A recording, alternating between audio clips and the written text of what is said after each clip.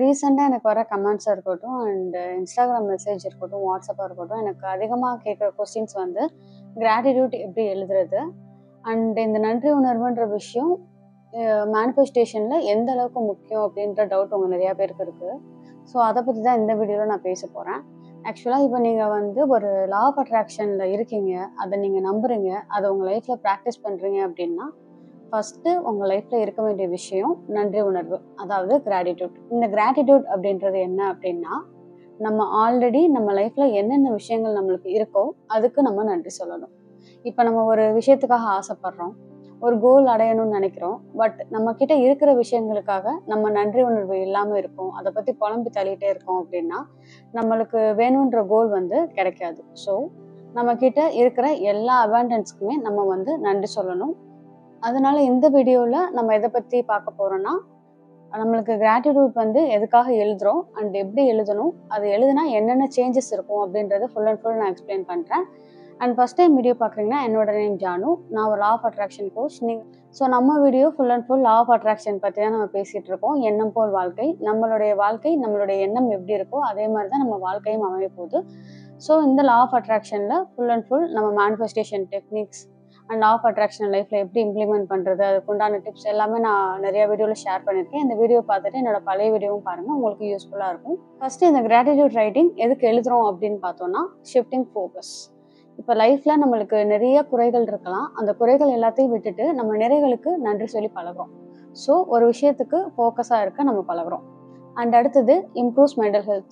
நீங்கள் கிராட்டிட்யூட் எழுதி பழகிட்டீங்க அப்படின்னா உங்களுக்கு கோபம் கண்டிப்பாக கம்மியாயிரும், ஆன்சைட்டி கம்மியாயிரும், மற்றவங்க மேலே உள்ள வெறுப்பும் கம்மியாக ஆரம்பிச்சிடும். இதை வந்து நீங்கள் நன்றி எழுதி ஒரு 10-15 நாள்லேயே இந்த மாற்றத்தை வந்து நீங்கள் கண்டிப்பாக உணர ஆரம்பிக்கலாம். என்ன ரீசனுக்காக அப்படின்னா, நம்ம நன்றி எழுதும்போது என்ன பண்ணுவோம், எல்லா விஷயத்தையும் அப்ரிஷியேட் பண்ணி எழுதுவோம். உங்களை சுற்றி இருக்கிற உறவுகளாக இருக்கட்டும், கொலீக்ஸாக இருக்கட்டும், இல்லை உங்ககிட்ட இருக்கிற பொருட்களாக இருக்கட்டும், வெல்த்தாக இருக்கட்டும், பணமாக இருக்கட்டும், எல்லா விஷயத்துக்கும் நம்ம நன்றி சொல்லி பழகும்போது அதில் உள்ள குறைகள் தெரியாது, நிறைகள் தான் தெரியும். ஸோ அந்த நிறைகள்லாம் நம்மக்கிட்ட அதிகமாகும் போது இந்த கோபம், எரிச்சல், வெறுப்பு இந்த மாதிரி விஷயங்கள்லாம் கண்டிப்பாகவே கம்மியாகும். எல்லாத்தையும் விட பெருசாக முக்கியமானது என்ன அப்படின்னா அட்ராக்ட் அபாண்டன்ஸ். இந்த அட்ராக்ட் அபாண்டன்ஸ்ன்றது கீழே வரும்போது நம்ம ஆல்ரெடி நான் சொன்ன மாதிரி யூனிவர்ஸ் கிட்ட ஆல்ரெடி உங்களுக்கு இருக்கிற எல்லா அபாண்டன்ஸ்க்கும் நம்ம நன்றி சொல்லி பழகும்போது அதை விட அளவுக்கு அதிகமான அபரிவிதமான நம்மளுக்கு தேவையான இந்த கோலை வந்து யூனிவர்ஸ் வந்து நம்மளுக்கு கொடுக்கும். ஸோ இது வந்து நம்மளுடைய பாசிட்டிவ் எனர்ஜியை அதிக அளவு தூண்டும். நீங்கள் எந்த அளவுக்கு அதிகமாக நன்றி எழுதுறீங்களோ, மற்றவங்களை அப்ரிஷியேட் பண்ணுறீங்களோ அந்த அளவுக்கு உங்களுக்கு தேவையான கோலுமே நீங்கள் சீக்கிரம் வந்து அச்சீவ் பண்ணலாம். இப்போ வந்து ஹவு டு ரைட் கிராட்டிட்யூட் அப்படின்னு பார்க்கலாம். இந்த கிராட்டிட்யூட் வந்து எப்படி எழுதணும் அப்படின்னு பார்த்தோம்னா, இப்போ வந்து நீங்கள் டிஜிட்டலாகவும் எழுதலாம், இல்லை ஃபிசிக்கலாகவும் எழுதலாம். டிஜிட்டல் மீன்ஸ் இப்போ நிறைய பேர் வந்து டேப்ல இல்லைன்னா ஃபோனில் ஒரு நோட் மாதிரி எழுதுவாங்க, அப்படியே நீங்கள் எழுதிக்கலாம். இல்லை அப்படின்னா ஒரு பென் அண்ட் பேப்பரை வச்சு எழுதிக்கலாம். பட் நம்ம இந்த டேப்ல நோட்டில் வந்து உங்களால் முடியாத டைமில் எழுதுங்க அப்படின்னு தான் நான் சொல்லுவேன். ஒரு ட்ராவலில் இருக்கீங்க, இல்லை அந்த டைமில் உங்களால் நோட் பென் ஆக்சஸ் பண்ண முடியல அப்படின்னா அந்த மாதிரி சுச்சுவேஷனில் நீங்கள் வந்து டிஜிட்டல் மோடாக போய்க்கலாம். பட் மேக்ஸிமம் வந்து பென் அண்ட் பேப்பர் வச்சு எழுதும்போது அதோட எஃபெக்ட் வந்து தனியாக இருக்க மாதிரி நான் பர்சனலாக ஃபீல் பண்ணியிருக்கேன். ஸோ ஒரு ஜேர்னல் வந்து இதுக்காக தனியாக வச்சுக்கோங்க. ஈவன் ஏதோ ஒரு நோட் புக்காக இருக்கட்டும், பழைய நோட் புக்காக கூட இருக்கட்டும், அதை வந்து இதுக்காக வச்சுக்கோங்க. வச்சுட்டு டெய்லி ஒரு 20 சென்டென்ஸ் ஆகுது மினிமம். இப்போ நீங்கள் ஸ்டார்டிங்கில் இப்போ தான் நீங்கள் ஸ்டார்ட் பண்ணுறீங்க அப்படின்னும்போது அட்லீஸ்ட் ஒரு 10 சென்டென்ஸ்லேருந்து நீங்கள் ஆரம்பிக்கலாம். ஒரு 10 சென்டென்ஸ், அடுத்து கொஞ்ச நாள் கழிச்சு 12, அட்லீஸ்ட் ஒன்றா நீங்கள் ஆட் பண்ணி 20லேருந்து 25 வரைக்கும் நீங்கள் எழுதுனீங்க அப்படின்னும்போது ரொம்பவே நல்லது. இந்த 25ஐயும் ஒரே ஸ்டெச்சில் எழுதணுமா அப்படின்னு பார்த்தா நீங்கள் ஒரே ஸ்டெச்சில் எழுத வேணாம். மார்னிங் ஒரு 12, நைட் ஒரு 12, அது மாதிரி பிரித்து எழுதிக்கோங்க. அண்ட் ஷெடியூல் பண்ணி எழுதுங்க. அதை தான் நான் சொல்கிறேன். ஒரே ஸ்டெச்சில் எழுதுனீங்க அப்படின்னும்போது மேபி கை வலிக்கும், இல்லை ஒரு மாதிரி போர் அடிக்கிற ப்ராசஸாக கூட இருக்கலாம். இதே வந்து நீங்கள் என்டையர் டேல நீங்கள் 3 டைம் பிரித்து எழுதுறீங்கனாலும் உங்கள் இஷ்டம்.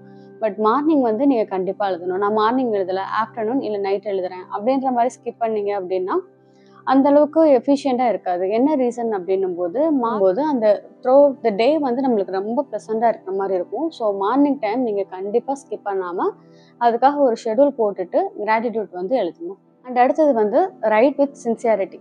இதை வந்து ரொம்ப சின்சியராக நீங்கள் எழுதணும். எனக்காக விஷயம் வேணும், பட் நான் அதை ஃபோக்கஸ் பண்ணுறதுக்காக சும்மா அதை ஹோம்ஒர்க் மாதிரி பண்ணுறேன் அப்படின்னு நீங்கள் நினச்சி எழுதுனீங்கன்னா அந்தளவுக்கு அது எஃபெக்டிவாக இருக்காது. ஸோ உங்களுக்கு இருக்கிற எல்லா விஷயங்களுக்கும் ரொம்ப சின்சியராக எமோஷ்னலாக ஃபீல் பண்ணி தேங்க் பண்ணி எழுதுங்க.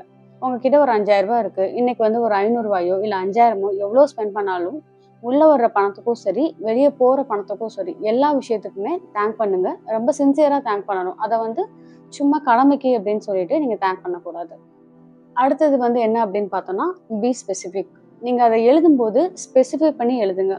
இப்ப என்கிட்ட இருக்கிற எல்லா செல்வங்களுக்கும் நன்றி அப்படின்னு சொல்லி காமனா எழுதாம, இப்ப நீங்க ஒரு கோல்டு ஜுவல்லரி வச்சிருக்கீங்கன்னா, என்கிட்ட இந்த கோல்டு ஜுவல்லரி இருக்கு, அதுக்கு நன்றி.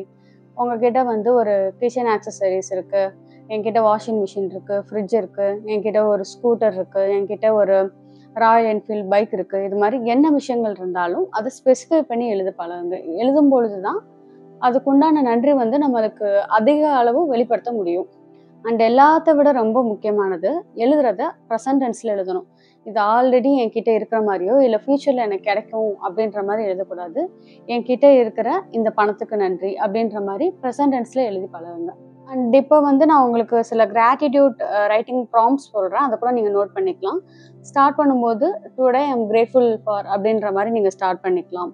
இல்ல ஐ அப்ரிஷியேட் அப்படின்ற மாரி நீங்க ஸ்டார்ட் பண்ணிக்கலாம். ஐ அம் தேங்கிங்ஃபுல் ஃபார் அப்படின்ற மாரி நீங்க ஸ்டார்ட் பண்ணலாம். So I am grateful for the opportunity அப்படின்ற மாரி நீங்க ஸ்டார்ட் பண்ணலாம். நீங்க இங்கிலீஷ் எழுதுறீங்க அப்படின்னும்போது, இந்த மாரி சென்டென்ஸ் நீங்க யூஸ் பண்ணிக்கலாம். இத தமிழ்ல எழுதுறீங்க அப்படின்னும்போது, என்கிட்ட இருக்கிற இந்த செல்வங்களுக்கு நன்றி. நான் இந்த மாரி விஷயங்கள வந்து ரொம்ப அப்ரிஷியேட் பண்றேன். இந்த செல்வங்கள்லாம் இருக்கு. அதுக்கு நன்றி அப்படின்ற மாரி நீங்க தமிழ்ல எழுதிக்கலாம். ஸோ இப்ப நீங்க கிராட்டிட்யூட் எழுதுறதுக்கு சில டிப்ஸ் சொல்றேன். ஒரு அழகான நோட் புக் அது மாரி வாங்கி வச்சுக்கோங்க. உங்களுக்கு அத பார்த்ததுமே அட்ராக்ட் ஆகுற மாரி சில நோட்ஸ் எல்லாமே இருக்கு. இப்ப நெறைய ஆன்லைன்ல கிடைக்குது. கிராட்டிட்யூட் ஜர்னல் அப்படியுமே கிடைக்குது. அந்த மாரி விஷயங்கள்லாம் நீங்க வாங்கி வச்சுக்கோங்க. இப்ப உங்ககிட்ட நார்மல் நோட் தான் இருக்கு. அதுதான் என்னால யூஸ் பண்ண முடியும் அப்படின்னா, அந்த இது நீங்க யூஸ் பண்ணிக்கலாம். இல்ல உங்கனால அதுக்கு மேல வந்து அஃபோர்ட் போட்டு ஒரு நல்லா ஸ்பெசிஃபை பண்ணி ஒரு ஜர்னல் வாங்க முடியும் அப்படின்னா, நீங்க அது கூட வாங்கி வச்சுக்கலாம். இது என்ன ரீசன்க்காக சொல்றேன்னா, அட்லீஸ்ட் அந்த நோட் வாங்கிட்டோமே அப்படின்றதுக்காகவாவது சம்டைம்ஸ் நம்ம எழுதுவோம். அத ஸ்கிப் பண்ண மாட்டோம். கன்சிஸ்டன்சியா இருப்போம். அதுக்காக சொல்றேன். அந்த மாரி விஷயங்கள் வந்து நீங்க ஃபாலோ பண்ணிக்கலாம். நன்றி எழுதுறது வந்து ஒரு பெரிய பெரிய விஷயங்களுக்கு தான் நன்றி எழுதணுமா அப்படின்னு பார்த்தா, பெரிய பெரிய விஷயங்களுக்குலாம் எழுத வேணாம். உங்ககிட்ட இருக்கிற சின்ன சின்ன பொருட்கள் கூட நீங்க நன்றி சொல்லலாம். உங்க கையில இருக்கிற அந்த பென்னா இருக்கட்டும், அந்த ஜர்னல் நோட் புக்கா இருக்கட்டும், இல்ல உங்க கையில இருக்கிற ஒரு ஸ்டூலோ, ஃபோனோ, மொபைல் கேஸ் அது மாரி எல்லா சின்ன விஷயங்களுக்கும் நீங்க நன்றி சொல்லுங்க. அது மாதிரி உங்க கிராட்டிட்யூட் வந்து எல்லார்கிட்டயுமே ஷேர் பண்ணுங்க. நீங்க ஒரு கடைக்கு போறீங்க, ஒரு திங்ஸ் தர்றாங்க அப்படின்னா, தேங்க் யூ சொல்லி பழகுங்க. இதோ பேரண்ட்ஸ் உங்களுக்காக ஏதாவது செய்றாங்க, உங்க டீச்சர்ஸோ, உங்க கொலீக்ஸோ ஏதாவது உங்களுக்கு ஹெல்ப் பண்றாங்க அப்படின்னா, எல்லா விஷயத்துக்குமே வந்து தேங்க்ஃபுல்லா இருங்க. அண்ட் தேங்க்ஸுமே சொல்லுங்க. அண்ட் இந்த கிராட்டிட்யூட் எழுதும்போது உங்களுக்கு என்னென்ன பெனிஃபிட்ஸ் இருக்கும் அப்படின்னு பார்த்தோம்னா, ஆல்ரெடி சொன்ன மாரி உங்களுடைய மென்டல் ஹெல்த் வந்து ரொம்பவே இம்ப்ரூவ் ஆகும்.